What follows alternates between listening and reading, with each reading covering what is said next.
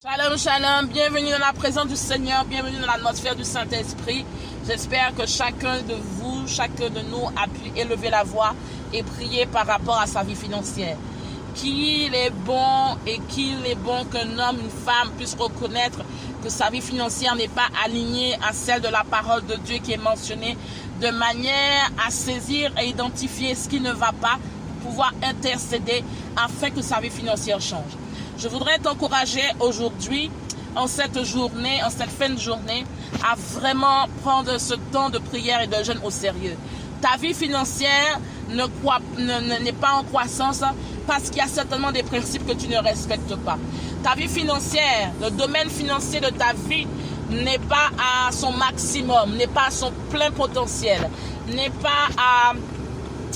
vit pas la multiplication, ne vit pas l'addition, parce qu'il y a des principes ou encore il y a des fausses valeurs, des fausses croyances que tu as. Il est important que tu saches que il faut que tu comprennes le système financier. Le système financier divin, mais le système financier dans le pays où tu te trouves. Il faut que tu comprennes comment ça fonctionne, afin d'en tirer le meilleur parti, d'en tirer le meilleur profit. Le Seigneur t'a appelé à être une femme et un homme prospère. Beaucoup partent de cette terre et ne vivent pas cette réalité. Beaucoup partent de cette terre et entendent parler de cela, mais ne vivent pas cette réalité. Je t'encourage aujourd'hui, de même que tu entends le son de ma voix, qu'une sainte révolte puisse gagner ton cœur, qu'une sainte révolte puisse gagner ton environnement, et que tu aies vraiment une sainte révolte et que tu décides qu'à partir d'aujourd'hui que ça change. Il n'est pas normal que tu sois en mode survie. Il n'est pas normal que tu sois en mode endettement. Il n'est pas normal que tu sois en mode surendettement. Il n'est pas normal que tu puisses mendier ton pain. Il n'est pas normal que tu puisses calculer les centimes au centime près. Il n'est pas normal que tu puisses pas pouvoir payer et honorer tes factures. Il n'est pas normal que tu ne puisses pas payer ta dîme sans contrainte, sans murmurer. Il n'est pas normal que tu ne puisses pas vivre ces bénédictions de Dieu, où Dieu dit que il nous a réservé le meilleur là où nous vivons. Le meilleur nous attend dans le ciel, mais le meilleur aussi nous est réservé sur cette terre. Il n'est pas normal que ta vie financière soit d'un domaine catastrophique. Il n'est pas normal que ta vie financière soit un domaine où tu n'es pas heureux. Il n'est pas normal que ta vie financière, que le domaine financier que tu as soit un domaine qui t'amène la peur, qui t'amène l'interrogation, qui t'amène l'angoisse, qui t'amène l'anxiété, qui t'amène des difficultés. Il n'est pas normal que ton domaine financier soit un marqueur de difficulté, un marqueur de pauvreté. Il n'est pas normal que ta vie financière soit dans la pauvreté, dans la médiocrité, dans l'échec ou encore dans un mode de survie. Dis avec moi, il faut que ça change au nom de Jésus. Dis encore avec moi, il faut que ça change au nom de Jésus. Dis encore une fois avec moi, il faut que ça change au nom de Jésus-Christ de Nazareth. Aujourd'hui, je t'encourage à ce que ton cœur et que tu prennes toi-même la décision en ton esprit et en ton âme que ça change. Celui qui connaît la parole ne périt pas. Celui qui connaît la parole ne manque pas de vivre les promesses de Dieu. Quand tu connais la parole et que tu as compris qu'il faut que tu te l'appropries, tu fais tout en sorte afin de vivre cette parole en esprit et en vérité. Cette parole est réelle. De même que tu crois que Dieu est capable de guérir, il faut que tu crois que Dieu est capable de te rendre prospère à tout égard. De même que tu crois que Dieu est capable d'enlever la souffrance, la douleur, d'enlever la sciatique dans un corps, d'enlever le cancer, d'enlever le sida, d'enlever toute douleur, parce que tu l'as déjà vu faire marcher des paralytiques. Il est important que tu crois que Dieu est capable de t'élever et te rendre prospère. Ça suffit maintenant, ces croyances qui sont fausses, ces croyances où toi-même tu te limites parce que tu penses que la richesse est associée à tous ceux qui font du mal. Pour toi, la richesse est associée à tous ceux qui appartiennent au camp de l'ennemi. Pour toi, la richesse est associée à tous ceux qui font partie de la franc-maçonnerie. Pour toi, la richesse est associée à tous ceux qui ne sont pas de Dieu. Je prie vraiment que à partir de maintenant, que tu changes de croyance, que tu changes de vision, de perception. La richesse n'est pas associée à ceux qui sont dans le monde occulte ou encore à ceux qui sont dans le monde des ténèbres. Mais la richesse est d'abord réservée aux enfants de Dieu. La richesse richesse, le système financier est établi d'abord pour favoriser les efforts de Dieu. Mais pour pouvoir bénéficier de ce processus, pour pouvoir bénéficier de ce système, il est important que tu puisses le saisir. Il est important que tu puisses le maîtriser. Il est important que tu puisses le comprendre. Il est important que tu puisses comprendre les principes divins afin de pouvoir bénéficier. Ceux qui sont dans l'occultisme, ceux qui ne sont pas chrétiens et qui sont prospères sur cette terre, c'est parce qu'ils ont compris des certains principes divins. Et il y en a beaucoup qui appliquent, qui ne sont pas en Christ et qui appliquent des principes issus de la Bible. Il y en a beaucoup qui sont devenus prospères aujourd'hui. Il y a beaucoup d'autres, ils ont d'autres appartenances, d'autres obédiences, mais qui sont basées sur la parole de Dieu avec un autre intitulé, avec une autre appellation. Qu'aujourd'hui, je prie que vraiment que tu sois révélé. Aujourd'hui, je prie que ta vision des choses change. L'argent n'est pas pour les mondains. La richesse, le système financier n'est pas en faveur des mondains ou en faveur de ceux seulement qui en ont déjà. Mais ce système financier, il est aussi pour toi. Il est temps que tu changes ta perception. Il est temps que tu arrêtes d'accepter des croyances qui ne sont pas de Dieu. Il est temps que tu arrêtes de te limiter toi-même. Si aujourd'hui tu ne vis pas ta prospérité, ce n'est pas à cause de Dieu. Si aujourd'hui tu n'es pas riche, ce n'est pas à cause de Dieu. Si aujourd'hui tu ne vis pas la richesse financière, ou encore que le système financier de ton pays ou ton propre système financier, ton propre domaine financier ne te favorise pas, ce n'est pas à cause de Dieu. Mais remets-toi en question. En quoi crois-tu? Est-ce que tu fais partie de ceux qui disent que l'argent ne peut pas, les bonnes opportunités ne peuvent pas arriver à toi? Est-ce que tu fais partie de ceux qui se disent que les bonnes opportunités ne sont que pour ceux qui en ont toujours? Est-ce que tu fais partie de ceux qui se disent que l'argent ne pousse pas sur les arbres? Est-ce que tu fais partie de ceux qui se disent que pour avoir beaucoup d'argent, il faut travailler dur et pendant des années jusqu'à se tuer? Est-ce que tu fais partie de ceux qui pensent et qui croient que ceux qui ont de l'argent, c'est parce qu'ils ont fait un pacte avec le diable et que c'est seulement eux qui ont de l'argent? Est-ce que tu fais partie de ceux qui croient que la pauvreté est associée à Dieu et que la richesse est associée au diable? Donc revois tes croyances. On va élever la voix ce soir et tu vas prier. Tu vas dire: Seigneur, change mes croyances. Identifie toutes les mauvaises croyances que tu avais par rapport au système financier.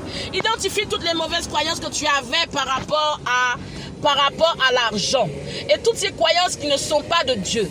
Toutes ces valeurs qu'on t'a inculquées. Toute cette valeur qu'on t'a inculquée de par ton éducation. Tu vas les briser dans le nom de Jésus. Élève la voix. Shakarabayalakata. Fekaraba sokorobo sheke. Ye karaba baba baba. Ye sokorobo yalakata. Karaba baba. Ye karaba sokorobo shikalaba yalakata. Ye karaba sokorobo yelekete. Père, nous prions dans le nom de Jésus-Christ de Nazareth. Nous prions, Seigneur, que là où nous avions des fausses croyances, nous prions que ces fausses croyances, Seigneur, soient renversées dans le nom de Jésus. Nous prions que ces fausses croyances soient anéanties dans le nom de Jésus-Christ de Nazareth. Nous prions que, Seigneur, que là, ces fausses croyances nous limitaient dans notre marche avec Dieu. Que ces fausses croyances, Seigneur, tombent dans le nom de Jésus-Christ de Nazareth. Nous prions que toute fausse croyance que nous avions par rapport à l'argent, par rapport à la richesse, par rapport, Seigneur, au système financier, par rapport, Seigneur, aux biens matériels, nous prions que toutes ces fausses croyances, toutes ces fausses valeurs que nous avons, Seigneur, reçues de la part de notre éducation, de la part de nos familles, de la part de la société, nous prions, Seigneur, que là, on nous a fait croire que la richesse, les biens matériels n'étaient pas pour nous. Nous prions que ces croyances tombent dans le nom de Jésus. Nous prions que tout fondement reçu dans notre passé, que nous permette de croire que la richesse c'est pour les autres et pas pour nous. Nous prions que ces croyances tombent dans le nom de Jésus-Christ de Nazareth. Qu'elles tombent dans le nom de Jésus. Qu'elles tombent dans le nom de Jésus. Qu'elles tombent dans le nom de Jésus. Qu'elles tombent et qu'elles soient renversées par la puissance du nom de Jésus-Christ de Nazareth. Amen. Alléluia. Tu vas élever la voix maintenant. Tu vas prier. Tu vas prier que Dieu change ta perception. Tu vas prier que Dieu change ta compréhension. Tu vas prier que Dieu change ta vision par rapport au système financier, par rapport à ta vie financière. Élève la voix. Seigneur, nous élevons la voix maintenant. Nous prions, Seigneur, que tu changes notre perception, que tu changes notre manière de voir, que tu changes, Seigneur, notre manière de réfléchir. Là où, Seigneur, nous étions, Seigneur, en déclin. Là, nous n'étions pas alignés à ton système divin. Nous te demandons pardon, mais change notre perception. Change les valeurs qui nous ont été inculquées. Change notre manière de réfléchir dans le nom de Jésus. Change notre perception dans le nom de Jésus par rapport à la vie financière, par rapport au système financier, dans le nom de Jésus-Christ de Nazareth. Shakarabayelekete. Oh, Rabasaka. Change cela dans le nom de Jésus. Shekarabayalakata. Ye sokorobo shikalaba sante. Ye sakaraba baba sokorobo shante. Ye sakaraba yala katakaraba baba. Ye sokorobo shikalaba yerekete. Ye sokorobo shakaraba yerekete. Ye sokorobo shakaraba yala kata. Ye sokorobo shikalaba yala kata. Ye sokorobo shikalaba yala kata. O robo sokorobo shikalaba yala kata. Ye faka rama sante. Shokorobo yala kata. Karaba baba. Ye sokorobo shante he. Ya karaba sokorobo shante ke. Ya karaba baba sokorobo shante ke. Père, nous prions dans le nom de Jésus-Christ de Nazareth que tu changes notre manière de réfléchir, que tu changes notre manière de voir, que tu changes notre manière, Seigneur, d'être. Dans le nom de Jésus-Christ de Nazareth, Saint-Esprit de Dieu, nous prions, Papa, toi qui es puissant, toi qui es glorieux. Nous prions maintenant, Seigneur, que tu changes notre être intérieur dans le nom de Jésus, que tu changes notre manière de voir dans le nom de Jésus. Shakarabayelekete, Yesokorobo Shikarabayalakata, Yefaka Ramasante, Yesokorobo Shakarabayalakata, Yesokorobo Yalaka Robo Soko, Yokorobo Sakaraba Shante, Yenamayalaka Ramasokorobo Shante, Yafaka Ramasokorobo Shante, Yesokorobo Shekarabayalakata, Yesokorobo Shakarabayelekete. Oh Saint-Esprit de Dieu, nous prions maintenant, Seigneur. Je vais élever la voix, tu vas dire, Seigneur, donne-moi, Seigneur, la sagesse pour maîtriser mon système financier. Donne-moi la sagesse pour maîtriser mon système financier. Au nom de Jésus. Shakarabababa. Yosokorobo shakaraba santé. Yesokorobo shakarabababa. Seigneur, nous prions maintenant, accorde-nous la sagesse pour maîtriser notre système financier. Dans le nom de Jésus. Accorde-nous la sagesse pour maîtriser, Saint-Esprit de Dieu, notre système financier. Au nom de Jésus. Que la sagesse, Seigneur, soit notre partage. Que nous ne puissions pas être, Seigneur, en difficulté. Que nous ne puissions pas être, Seigneur, en difficulté. Seigneur, que ta sagesse nous éclaire. Que ta sagesse nous apporte, amène, à prendre des bonnes décisions. Que ta sagesse, Seigneur, nous apporte, nous amène à faire les bons choix. Que ta sagesse nous aide à gérer notre argent au mieux. Que ta sagesse nous aide à gérer, Seigneur, vraiment l'argent que tu nous donnes dans le nom de Jésus. Que ta sagesse, Seigneur, vraiment nous garde et nous protège dans notre gestion financière. Dans le nom de Jésus-Christ de Nazareth. Amen. Alléluia. Tu vas élever la voix maintenant et tu vas prier, Seigneur. Tu vas prier le Seigneur et tu vas demander à Dieu que toute limitation qui est infligée à ta vie financière, que cette limitation tombe dans le nom de Jésus. Si tu as peur, quelles que soient les limitations que tu as dans ta vie financière, identifie-les. Identifie ces limitations. Ça peut être la peur, ça peut être le fait que tu ne crois pas que Dieu est capable de te bénir financièrement. Ça peut être le fait que tu ne crois pas que Dieu est capable de te permettre d'être propriétaire, d'avoir un patrimoine de millions, de 500 000 euros, de 200 000 euros, de 180 000 euros ou moins, ou plus. Tu vas élever la voix, tu vas dire à Dieu que toutes les limitations, tu vas les énumérer. Il est important que tu identifies quelles sont les limitations par rapport à ta vie financière. Il est important que tu identifies si c'est la peur, si c'est le manque de foi, si c'est parce que tu as des fausses valeurs, des fausses croyances. Il est important que tu identifies clairement que les limitations par rapport à ta vie, les limitations par rapport à ta vie, les limitations par rapport à ta vie, par rapport à ta vie financière.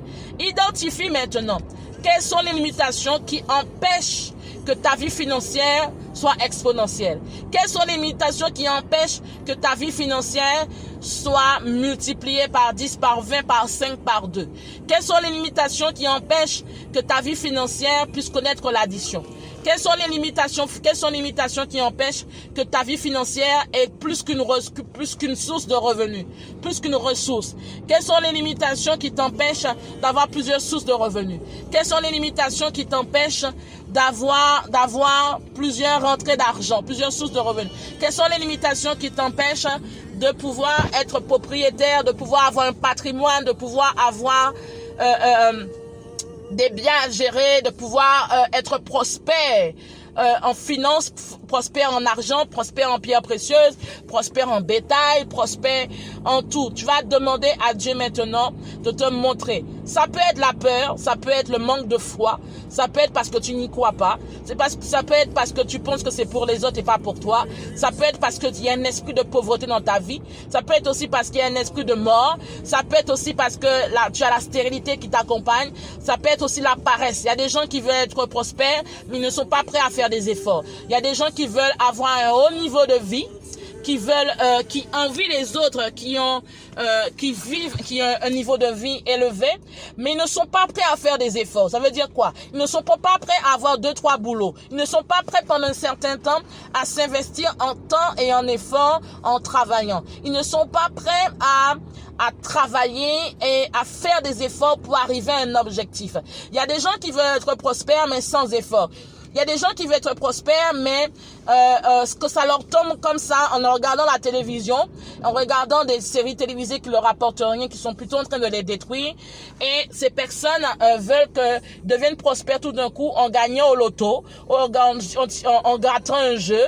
Et voilà. Donc, il y a des gens il y a des personnes qui veulent être prospères en finance, en argent, en or, en toutes sortes de matériel, mais qui veulent que ça vienne facilement, qui ne veulent pas fournir d'efforts, qui ne veulent pas obéir à la voix de Dieu, qui ne veulent pas obéir au système divin de Dieu. Il y a des gens qui veulent être prospères, mais qui ne sont pas prêts à payer leurs dîmes et honorer leurs dîmes. Il y a des gens qui veulent être prospères, mais qui ne sont pas prêts à faire des sacrifices financiers quand il le faut. Il y a des gens qui veulent être prospères, mais qui ne sont pas prêts à poser des autels par les finances par rapport à leurs requêtes. Il y a des gens qui veulent être prospères, mais qui ne sont pas prêts à se former. Il y a des gens qui veulent être prospères, mais ça ne les intéresse pas de savoir comment gérer de l'argent, comment faire des économies, comment faire rentrer de l'argent, comment avoir plusieurs sources de revenus. Ça ne les intéresse pas. Il y a des gens qui veulent être prospères, mais ça les intéresse nullement de savoir ou de comprendre qu'il faut peut-être chercher une autre activité de leur activité principale. Il y a des gens qui veulent devenir prospères, mais ils ne veulent pas sortir du salariat. Ils veulent rester dans le salariat en pensant que le salariat va les rendre prospères et sans rien faire d'autre. Vraiment, il y a des gens qui veulent devenir prospères en étant juste là et ils vont trouver une malle d'argent et puis ils vont devenir prospères.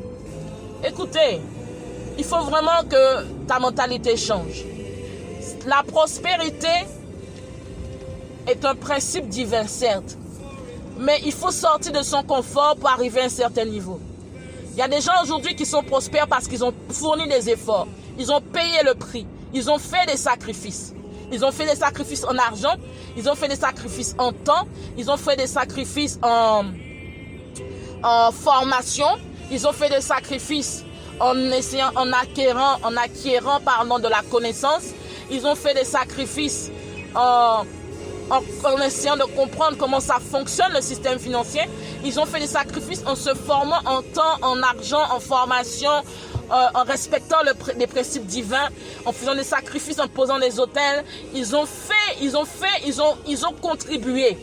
Et si tu penses que tu n'as rien à faire et que tu vas devenir prospère sans aucun investissement, sans aucune collaboration, je t'en prie, il est important que ta mentalité change. Il est important que ta façon de voir change. Il est important que ta façon de voir change. Donc, tu vas maintenant identifier tout ce qui pourrait t'empêcher comme limitation d'être prospère. Ça peut être la paresse. Il y a des gens qui sont paresseux. Il y a des gens qui sont oisifs. Ils sont dans la oisiveté. Ils ne trouvent jamais rien à faire. Pourtant, il y a plein de choses à faire. Il y a plein de choses pour pouvoir rapporter de l'argent. Mais ils sont oisifs, ils sont paresseux, ils ne veulent pas fournir d'efforts. Ils veulent que ça vienne à eux comme ça, sans fournir aucun effort. La paresse est leur compagnon de route. L'oisiveté est leur compagnon de route. Ils préfèrent regarder la télévision et ne pas faire quelque chose pour leur apporter de l'argent. Ils pensent que ça va venir comme ça. Donc tu vas prier. Si tu sais que tu es paresseux, si tu sais que tu es dans la oisiveté, si tu sais que tu viens d'une lignée familiale où la pauvreté est la marque de votre famille. Il y a des personnes aussi qui ne vivent pas la richesse parce que ne comprennent pas le système financier ou encore leur vie financière n'est pas fructifiante parce qu'ils sont issus d'une lignée familiale. Cette lignée familiale, elle est une lignée de pauvreté. Une lignée de pauvreté, une lignée familiale où la pauvreté règne. Et toute la génération toute la famille a été vouée à la pauvreté. Donc, quels que soient les motifs, les limitations, tu vas prier l'une après l'autre et tu vas prier afin que ces limitations soient renversées dans le nom de Jésus. Élève la voix. Shakarabayalakata. Fekarabaso-korobote. Shakarabayeleke-rabababa. Yeso-korobo shakarabayalakata. Fakarabaso-korobo-shante. Yehalaba hasanti. Yahaso-korobo-yalakata. Yefo-korobo-sante. Père, nous prions que toute limitation tombe dans le nom de Jésus. Toute limitation de la peur, toute limitation du manque de foi, toute limitation, Seigneur,